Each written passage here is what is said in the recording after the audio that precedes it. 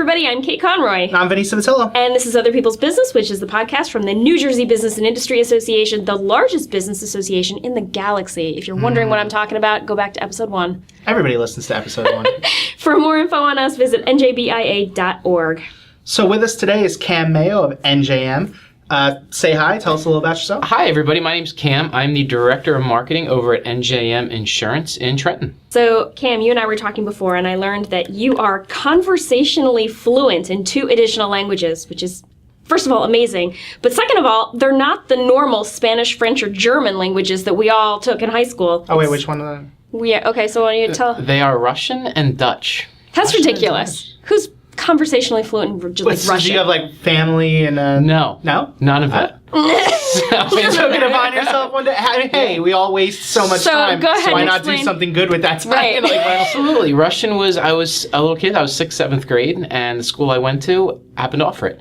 And my parents kind of said, hey, this is different. You should just give it a try for a year, see how it goes. And it was me and 5 or 6 other kids in the class, and thought it was really cool. And once you get past the Cyrillic alphabet, it's kind of a cool language. So I had the opportunity to go to Russia in 1998, was there for a month or 2, which was kind of cool. And then Dutch, I actually lived in Belgium for a year. It was one of those situations, if I wanted to eat every day and eat well every day, I kind of had to speak the language. So I did. I'd be out there holding up pictures and stuff, pointing to it. I would find one Dutch person to write me a sign or a whole bunch of little notes, hand them to people. Burger and Fritz, right. please. Right. So if you could live anywhere in the world without any negative ramifications, like how much it costs to live there, or not seeing your friends and family for months at a time, where would it be and why? So this is a tough one. So it's either going to be the south of Italy or south of Spain. And I think I'd have to go with south of Spain. Wow. They just do it all right there. They are just, my experience there was everybody there, they ride their bikes everywhere, right? They ride 5-10 miles on a bike every single day. So everybody's kind of lean and feels good and eats really well just by the nature of their whole culture. And I think the biggest thing for me was when I was there, I was 21, 22 years old, to go out to a nightclub at 1 or 2 in the morning, and all of the 50, 60, and 70-year-olds are out of the nightclub because they just had dinner at 10 o'clock at night. Oh my gosh. And drank with all their family and friends until 11, and then went out to the nightclub. 60. I think about my parents, and I'm going, holy cow. My parents would be dead in a nightclub. But I remember saying, this is where I want to be. I want to be that when I'm 50, 60, or 70, for sure. That's pretty amazing. So, that's my answer. Wow. So I think I would be like Great Britain somewhere because I am not fluent in any languages. I could talk my way around a problem in France if I had to. But I like the idea of not having to work that hard to be communicative to other people. But why Great Britain? Okay, so I get the language thing, but Great Britain, I'm going to offend somebody on this, but we don't have a lot of listeners in Great Britain, so maybe not. But Great Britain is not a place that's known for its food. It has great food, though. I don't know about that. I was just there. I've heard bad things about Well, that England's might be food. the way that it used to be. That used to be? Okay, so if we're going to start to rip on Great Britain, let's start with dentistry, because that is... Sure, and would you really want to be at the mercy of... But I'm saying the food is actually good now, so that's not something we have to worry about. Well, give me an example. What's good to eat in Britain? If I'm in Britain, what should I go get? You can't think of anything, can you? That's because there's nothing to eat in Great Britain. I'm going to help you out, Kate. Thank you. It's good in the way New York City has great ethnic food every day. Right. The Indian food in Great Britain and England is unreal. Absolutely. It's unreal. It really is. Mm-hmm. Beef Wellington. But then couldn't you do that in New York? You could. Yorkshire pudding. Sure. Yeah. Okay. Some really. I don't even know what that is, but I'm going to take your word for it. I don't actually either, if I'm honest with you. There you go. You're just making this stuff up now. Maybe just a little bit. So where would you live? I was thinking about Mercer County. So I'm not the guy that's the grass is greener over there. I like New Jersey. I love it. I don't love, and again, I'm probably going to offend somebody, but I live in Hunterdon County. I don't love it, There's not much to it's do. just there's not a lot out there. It's farmland as far as the eye can see. Moved out there because that's where my wife is from. She really loves it there. But I miss civilization. Yeah. So, I lived in Sussex County for a while, and I did not care for it. I felt exactly the same way. I wanted to get Is it like back. that up there? I feel like it's even worse. Really? Yeah. It's not fun. You actually lived on a farm? That's the only other... No, it wasn't a farm. It was just Sussex County, where there's not a whole lot going on. In fact, the people that I used to work with in Sussex County used to give me all kinds of grief because I grew up like in the sticks in Minnesota, and I was like, no. I grew up in St. Paul. Okay, so we had the theater, we had museums, we had opera, we had culture. You choose on purpose every day to continue to live in Sussex County, New Jersey, where there is nothing. Nothing. See, I think about your response where you said, like, in, what was it, South Spain or South Italy, that, like, it's very simple and, they live these kind of stress-free lives. I feel like Minnesota would probably be a place like that. Yeah, it totally is. It's awesome.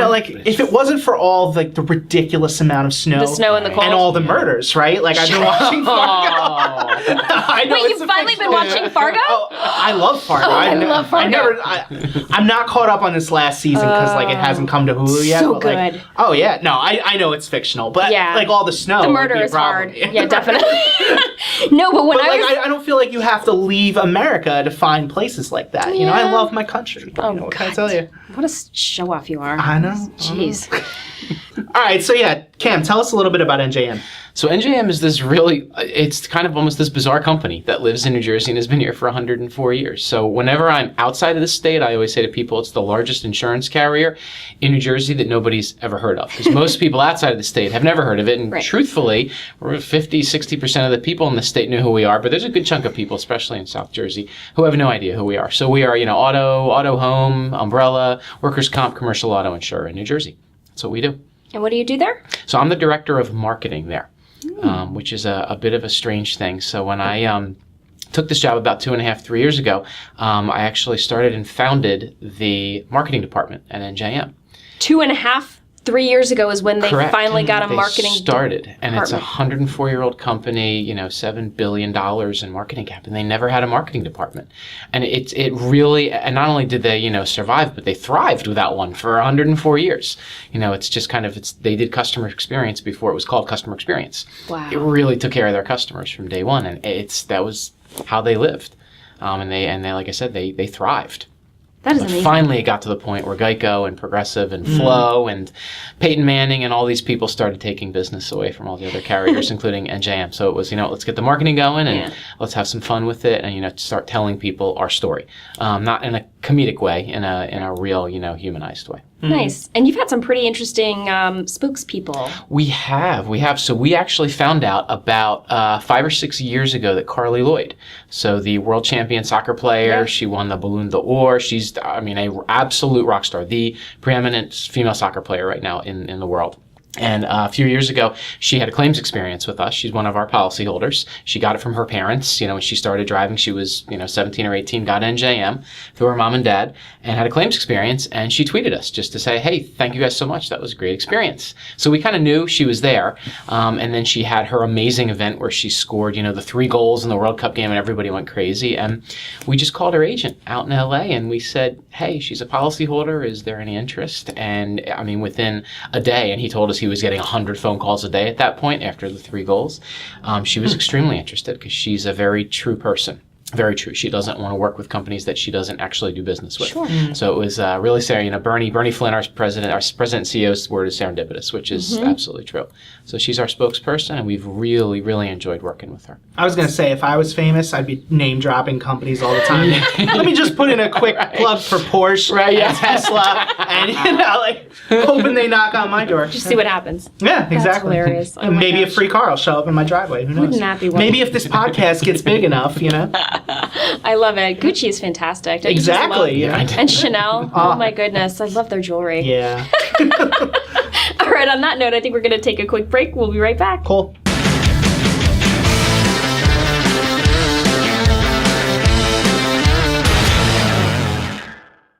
And we're back. And it is now time to play this new game. We debuted it last episode. It's called Awful or Awesome.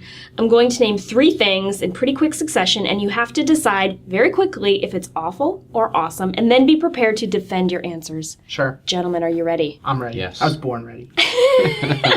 All right. TV show revivals. Awesome.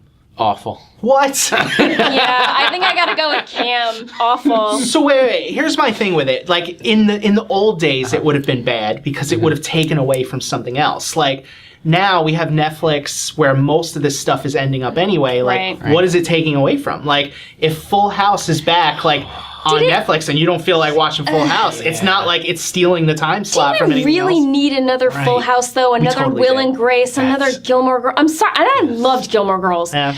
It never adds anything to the story. Like, if you think about TV as like a story, and it should be good, a good story, what did Full House bring to the table the first time? And so now, what in God's name are they bringing now? Right, and if it was a story-based thing and the story was done, I would agree with you. But Full House was not this, like, epic lost, like, You're right, magnum it was opus. horrible. What? It was tripe. Garbage. It was meant for, like, 8-year-olds. Like, Maybe that's the problem. I was, like, at that age, so that on a Friday night, I didn't yet have my driver's license. And I was forced to sit through that schlock every Friday when night. you say forced, like, what forced you to watch TGIF? When I was 13 years old, my parents moved from East St. Paul to a place called Afton, Minnesota. They bought 10 acres. They built a house. Nothing was walkable. It was like Sussex County. Okay. So between the ages of 13 and 15, there was nothing to do unless somebody else was going to, like, give me a ride to go do it. Okay. So on a Friday night, like, it was either forced to watch this schlock. See, I'm imagining you like a Clockwork Orange with your eyes stapled open. You couldn't read a book. Like, you couldn't change the channel. It had to be TGIF. I mean, I don't know what my 13-year-old brain was deciding. I could have read a book, but I was in the living room watching this horrible nonsense. So have you guys seen the new show where they take the old TV stars and put them, like, on courses, like obstacle courses and stuff like I don't. that? No, I haven't. Yeah, like you're talking about like the surreal life. Oh, and it's the everything, worst of all of this. Yeah. But that's not a revival of a show. It's that's not. just pulling like Vanilla Ice out of obscurity and like. Agreed. All right. Next one. Hamilton. I haven't seen it. I don't know. So, but you know what the phenomenon. I know of Hamilton, but I haven't seen it. So you don't have an opinion at all on Hamilton? Well, I mean, I haven't seen it. Like, do you give like reviews on movies you haven't seen? All right, like, I hear it's phenomenal. I don't know. Like, I kind of mean the phenomenon that like Hamilton is everywhere. I guess that is what it. I'm happy for them. I don't know. I don't know what to tell You're you. not helpful at all, Cam. Well, like, no, go ahead. I haven't seen it either, but I'm going to go awesome from just hearing the soundtrack and kind of what it's doing right now, kind of just in the world, and I'm going to go awesome. I would agree. Only because, so I haven't seen it either, but I've heard the soundtrack. It is phenomenal. And the phenomenon that is Hamilton is encouraging people to go to the theater, which I think is a good thing. Sure. Oh my God. What? Next. No, wait. Time out. So you listen to the soundtrack without actually seeing the show, without the context of like. Absolutely. I've done that with a lot of shows. Oh, see, I can't. Sometimes, like, if I know I'm gonna go, I'll buy the CD or I'll get it from the library and rip it or whatever. I'm sure that's not kosher, but whatever. I do that. So, but like, I won't listen to it until after I've seen the show because without the context of the story, like, I totally disagree. In fact, it's almost like spoiler-ish. Like, I'm sure you now know the whole story before you go in, and I'm sure you know the end. Yeah. Yeah, like, why But I would knew you the want, end anyway. It was especially Hamilton. considering, like, what is a ticket Spoiler to Hamilton alert. cost right now? Like $800? Yeah, so would you want to spend $800 to go see something No. and then you already had the end spoiled for you? Well, but Hamilton is different. Everybody knows that Hamilton gets shot at the end because that's history. But, like, you don't know that that's how the play's going to end. Like, I mean, it could pick up How and would leave you off know? anywhere in his Of life. course you I have don't to know. know. Yes. Okay, whatever. It could continue long after being he's ridiculous. dead. I'm not being ridiculous. I don't know. You don't know. So I totally disagree with you. I think that if I'm going to go see a show, if I can listen to the music in advance on YouTube, I want to be able to know what the story is. Because sometimes it's hard to follow a story. You don't always know. I agree with that, yeah. So we went to see Come From Away back in May. And I found the whole soundtrack on YouTube and I listened to it and I loved it. And I listened to it a few times and I thought it was amazing. And then it was even more impactful to see it live. Okay. Yeah. We saw Rent. My girlfriend, who became wife at the time, 15 years ago, saw Rent in the theater, and then we listened to that soundtrack forever. We still do it to this day, and we went back and saw it again. Yeah. And we got so much more out of it, and we loved it. Yeah, It totally was agree. good. Knew the ending, but it was still good. Exactly. Still good. It's okay. All right. I'll go with you on that. All right, good. All right, next one, last one, pop Christmas music. So not just regular Christmas music, but like pop Christmas music.